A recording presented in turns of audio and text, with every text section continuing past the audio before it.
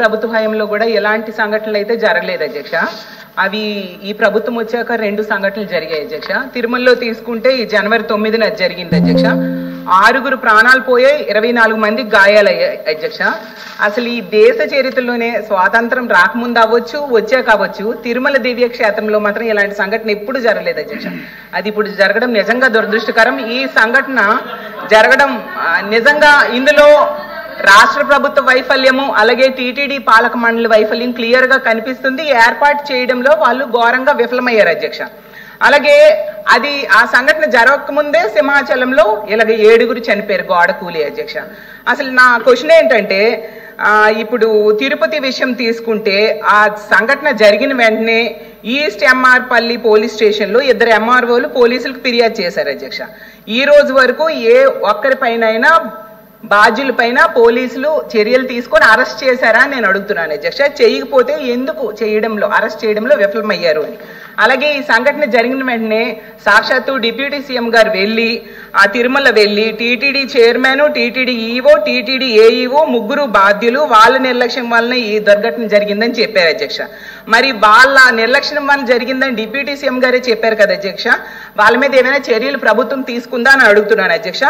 అలాగే టీటీడీ పాలక మండలి సభ్యులు ఈ మరణించిన వాళ్ళ కుటుంబాల దగ్గరికి వెళ్ళి క్షమాపణ చెప్పాలి అనేసి ఆ రోజు డిప్యూటీ సీఎం గారు చెప్పారు అధ్యక్ష. ఎవరైనా చెప్పారా అని మీ ద్వారా అడుగుతున్నాను అధ్యక్ష.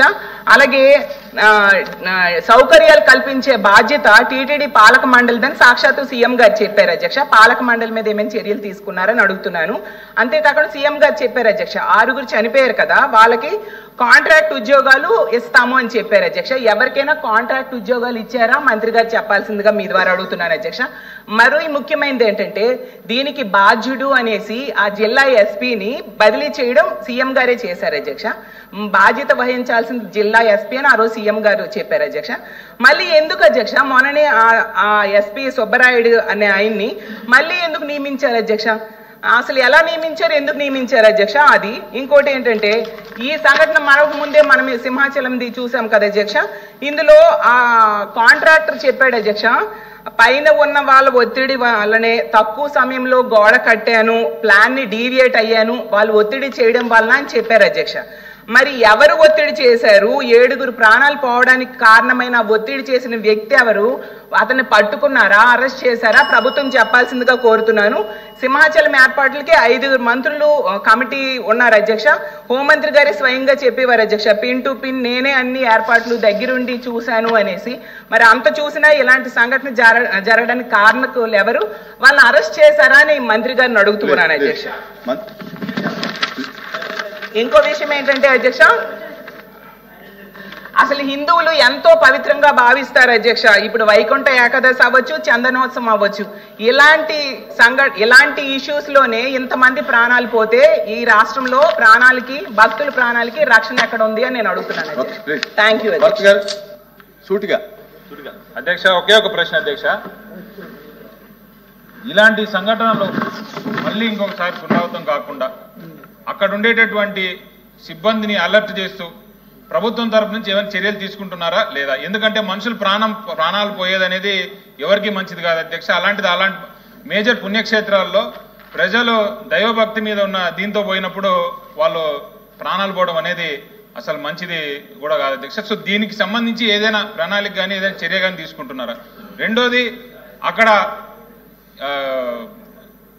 తిరుమలలో అది జరిగినప్పుడు మరి ముఖ్యమంత్రి గారి పర్యటన ఉండింది కాబట్టి ఎక్కువ మంది పోలీస్ సిబ్బంది అంతా కూడా ఆయన బందోబస్తుకి వెళ్ళిన మాట అందరికి తెలిసిన విషయం అధ్యక్ష. కానీ ఎక్స్ట్రా బందోబస్తు లేకుండా, ఎక్స్ట్రా మనుషులు లేకుండా ఇక్కడ చనిపోయారనే వాదన కూడా వినిపిస్తుంది. అది ఎంతవరకు నిజం? యాక్చువల్గా అది నిజంగానే అలా జరుగుంటే మాత్రం మళ్ళీ ఇంకోసారి జరగడానికి అది జరగకుండా చూసుకోవాలనేటటువంటిది కూడా తెలియజేస్తాను అధ్యక్ష.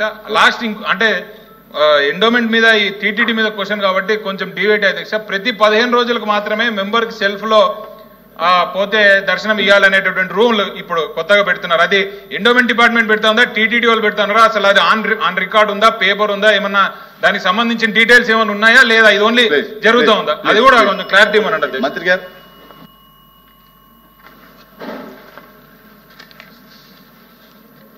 అధ్యక్ష, తిరుమల వైకుంఠ ఏకాదశి రోజు జరిగినటువంటి దుర్ఘటన మీద ప్రభుత్వం కూడా ఒక స్పష్టమైన వైఖరి తీసుకొని అక్కడ జరిగినటువంటి తప్పులు ఎలా జరిగాయి ఏంటి అనేటువంటిది వెంటనే దేవాదాయ శాఖ మంత్రిగా నన్ను, హోంమంత్రిగా